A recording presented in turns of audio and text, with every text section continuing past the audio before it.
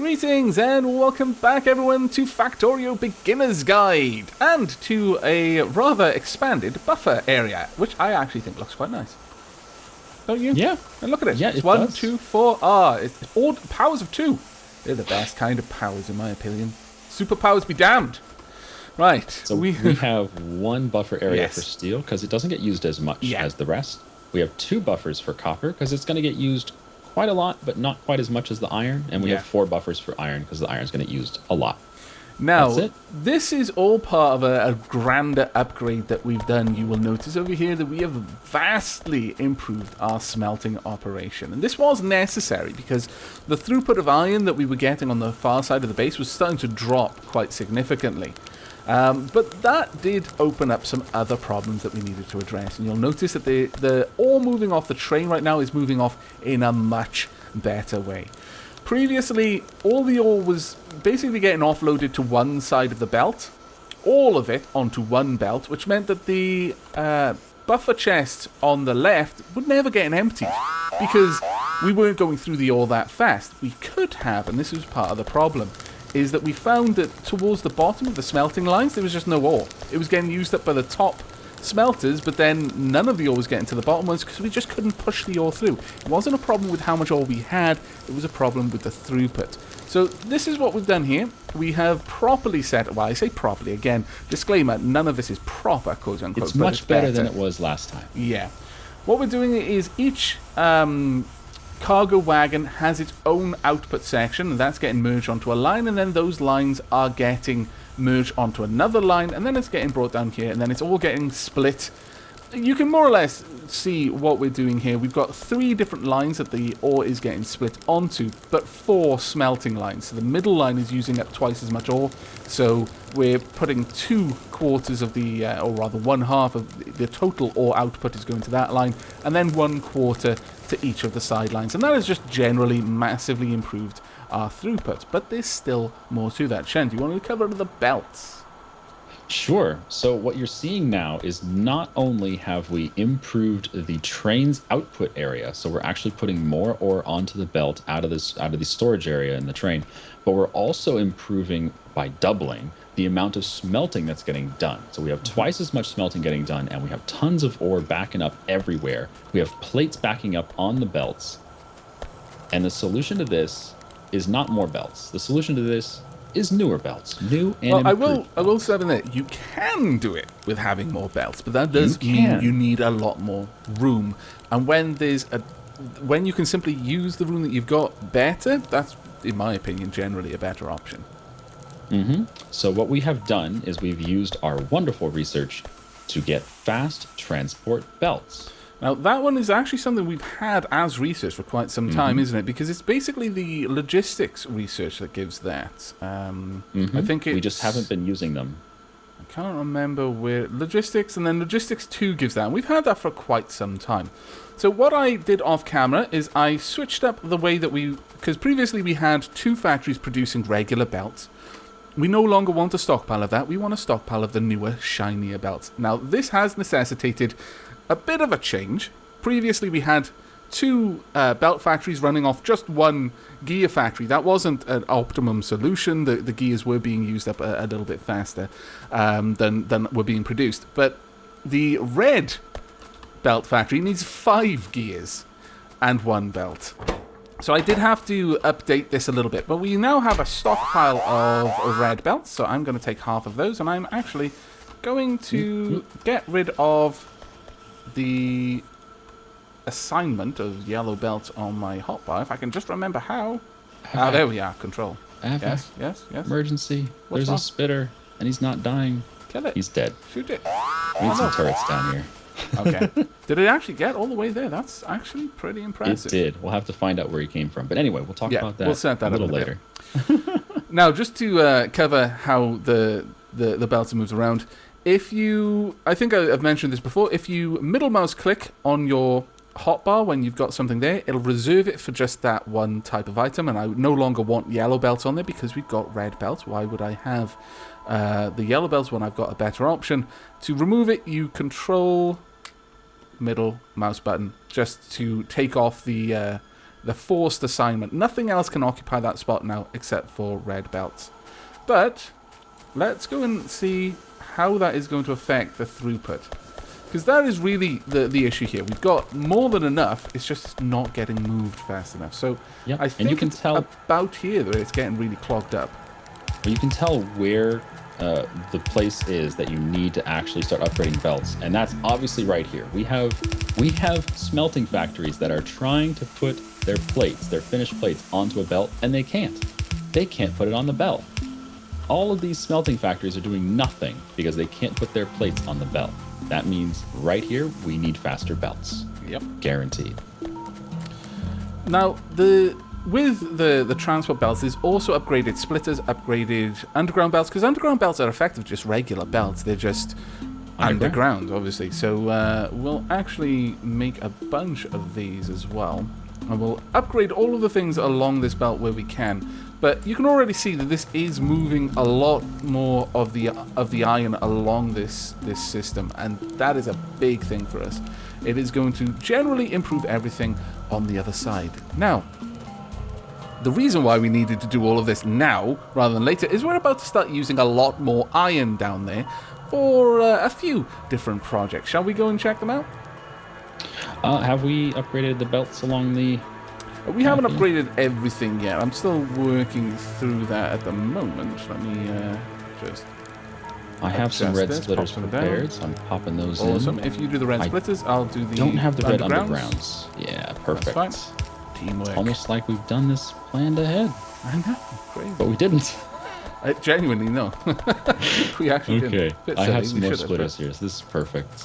There we are. All the splitting. So this, as you can see, now that the undergrounds are gone, this is just all piping through nice and fast. We need this splitter change as well here because that's a bit of a slowdown. And there we go. Look at the difference that has made. And that is pushing all of this down onto this side. So we don't need to upgrade this just yet, but eventually we probably will.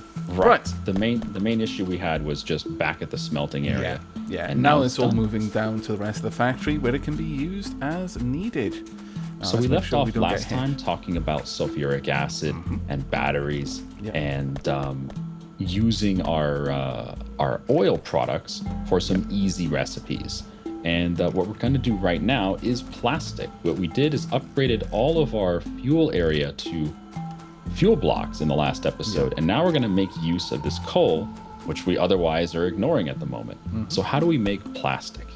Right, well, actually, it's super simple. Plastic needs 1 coal, 3 petroleum gas, and a second to produce a piece of plastic. This obviously isn't something you pipe. It's not liquid plastic. It is you can imagine it as being a plastic ingot, if you like. So you do need the coal and the petroleum, obviously. Now, we did actually have a little bit of a backing up issue, and it's worth mentioning this, I think. Once the oil refineries can't shift one of their products, they stop trying to make anything at all. And we had it backed up on heavy oil, which we're not using yet. We will be using that later on.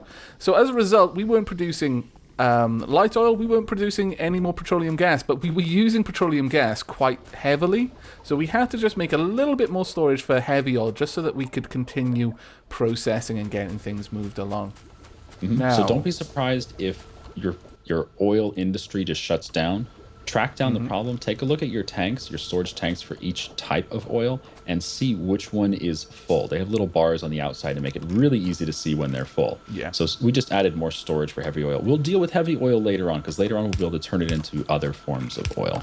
We haven't really touched on yet why we're using light oil specifically for the fuel box. There is a reason, and that is because later on we can make the other types of oil into fuel light oil for the fuel blocks, and it works out a little bit better for us. And light oil is the most efficient type of fuel block. If you go to your fuel block recipes and intermediate products and you mouse over petroleum gas, it takes 2 petroleum gas for 1 fuel block, takes 2 heavy oil for 1 fuel block, but it takes 1 light oil for a fuel block. So it's twice as efficient as any of the other oils for making fuel blocks. But you can use any of the oil. If you've got extra oil and you don't have cracking yet, then just use whatever oil you have and make some fuel blocks, because they're still way better than coal. Yeah, absolutely. Right, so that is everything set up for us. All we need now is to bring down the power, and we shall start producing plastic. Now, some people like to put plastic on the main bus, and that's certainly a reasonable thing to do. It gets used an awful lot. You will generally be going through quite a lot of plastic. We haven't here. We're actually going to move it around expressly and take it to where we're going to be using it rather than piping it everywhere, but that is definitely an option. Well, there we go. We've hooked up our plastic. The line is getting Upgraded because that one was messy. There we go. The line is hooked up. There we we have go. plastic now. And this is just it's just a simple recipe, right? It's just coal and petroleum gas. We're going to be using a lot of plastic for upgraded electronics. These red electric circuits use 2 plastic per circuit. And you use a lot of these things. Plastic doesn't get used in a lot of recipes, but the recipes it gets used in late, mid, and late game will be used in such massive quantities. You're going to want a very reasonable production of plastic. We're probably not even there with what we've got here. But now, over here, we set up our petroleum gas in the last episode, and it is time to make use of sulfuric acid. Sulfuric acid. I do apologize. Sulfuric acid is made. So the tanks are full. They're ready for us to use the sulfuric. You don't have to wait for them to be full. We were just busy doing other stuff. Did we start up research yet? Did we talk about research? Oh no, we did not. Let's get that going. The reason why we're going to be working on batteries now is ultimately lasers, because lasers, again, they're so much more useful in outposts that are far away because you don't have to send the ammo down. You don't need a specific logistics train. I actually like that. I like having that extra bit to my logistics network, but it certainly isn't the most efficient. So we can just start up laser research now, and that's going to unlock the laser turret. Laser research is basically like the laser theory, if you like. But while we work on setting up the batteries, we can let that research there. Okay, do you have some chemical plants for us? I do indeed. We're going to drop these down there and there. Then control... get that off my key. Shift. I got it. Right click. Copies a recipe, and then shift left click. Pastes it to other factories, but we don't need that in this case. Now you just need copper, iron, and sulfuric acid to make batteries. Now the thing with batteries, again, very similar to other things, you need a lot of production, but not because they get used a lot. It's that they take a long time to make. Batteries take 5 seconds to make each one, and generally the things that use them need a reasonable amount of them. Yeah, so, laser turrets take 20 seconds to produce one laser turret, and they require 12 batteries. Yeah. So you're going to want a decent production of batteries.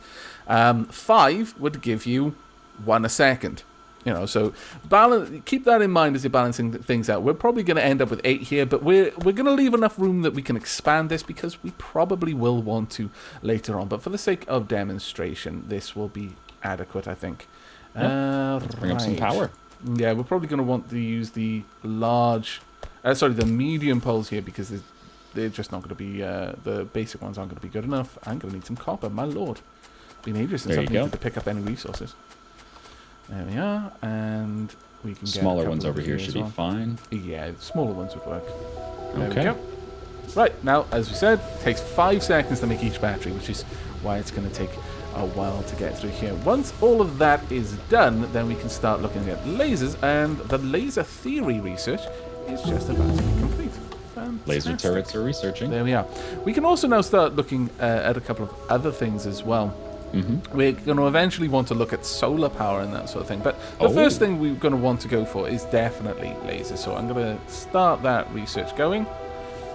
Oh, you've already done it. Thank you. Solar power is going to be quite interesting because we are actually getting close. If we click on one of our electric poles here, we are getting close to the amount of electricity we're producing right now. Yeah. Very and close. In fact, it did just cap out there for a second. There it goes again.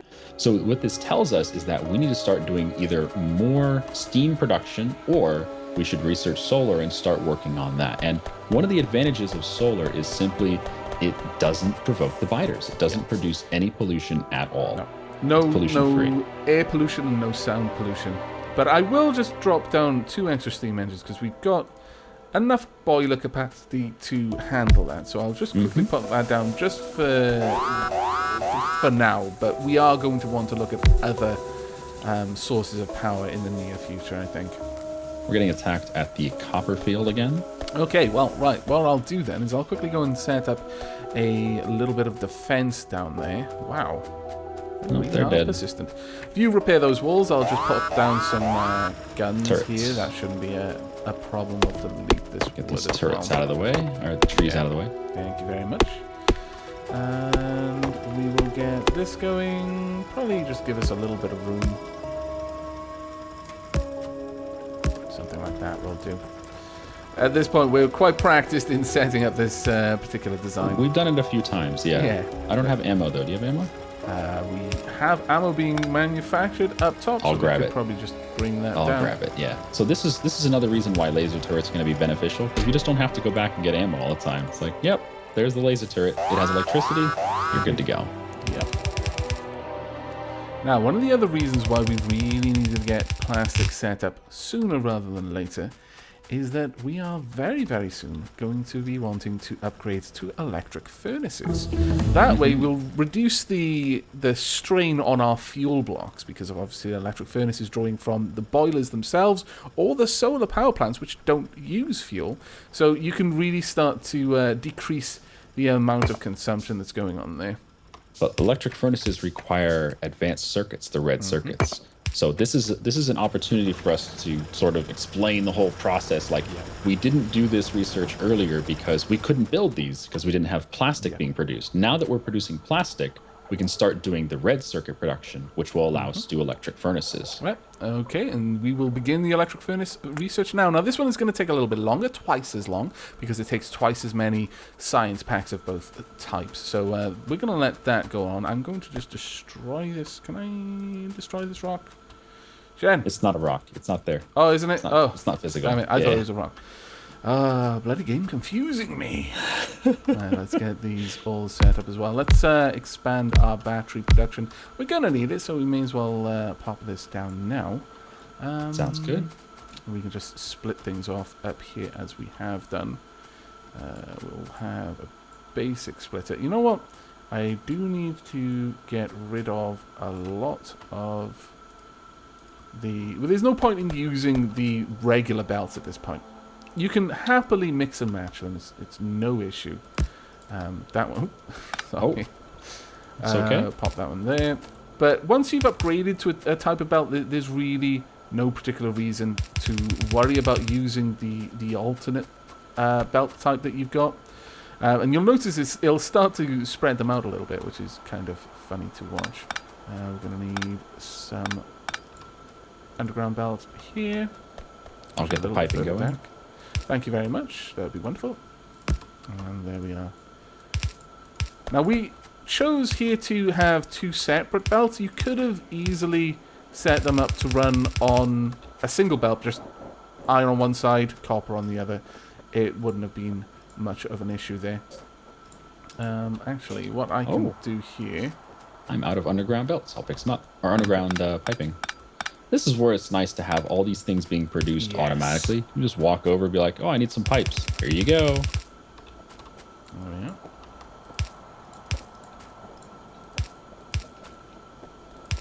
There we go. All set up. Now all we need is a little bit of power. Power sounds good. Yeah. Pop that one there. Oh. Always doing the Did same you just thing. double my work? Yes, I did. Right, there we are. It doesn't cover the factory itself. Not. Ah, I can just put a small one down there. Actually, we'll put a middle one instead of the middle. Oh yeah, good idea. Instead of these small ones here. That works too. Out. Okay. There we go. And once again, recipe time. Yep, I've still got the recipe copied from earlier. If you hold down Shift and then hover over factory, it'll show you with a green outline if you have any of them copied. So I just still had that one there. There we go. Right, now, where are we going to want to put our laser production? Because, again, it takes a while to make these. It takes 10 seconds to make a gun turret, 20 seconds to make each laser turret. At this point, this would be hugely inefficient for us to be making ourselves. And it's around this point where you're starting to go in towards blue science that it's generally going to be better that any new thing that you're trying to make, you set up automation for, because it's just going to take so long for you to do it compared to the factories, which can actually, in the end, be faster than you are. Right now, all of our factories are a little bit slower at crafting than we are, but eventually they become faster. Right, especially once you start doing, what are they called? Modules. Modules, right. Yeah. Those will allow us to make factories faster than we are, much faster than we are. But, okay, so we have our batteries. Yep.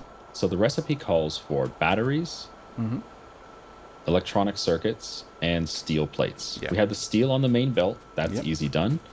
Where do you want to do the circuits? And well, if we leave a bit of room for expansion on the batteries, because again, I suspect that we may eventually want to, drastically increase that. So definitely. We'll leave a fair bit of room for that, and perhaps instead run that up top, because we aren't going to need to expand out our arms. We can actually do all of the laser setup over here. I think that'll be quite a nice little area there. But we'll probably finish that, or at least start the work. There's a lot of repetition here. We're going to set up a little green circuit manufacturing area and that sort of thing, just to bring everything into position. And we'll bring you back in the next episode, ready to just showcase finishing off the laser production, and we can see what kind of damage we can do with our new lasers then. What do you say, Shen? Oh, it sounds like fun. I've been waiting for lasers since day one, man. They're my favorite thing in the game. I wouldn't quite go that far myself. They're quite nice, though. But that'll be it from us then. I hope this has been an informative episode for you. And as always, if you have any questions, just leave it down in the comment section, and we'll get back to you as soon as we can. But until next time, do take care. Bye-bye.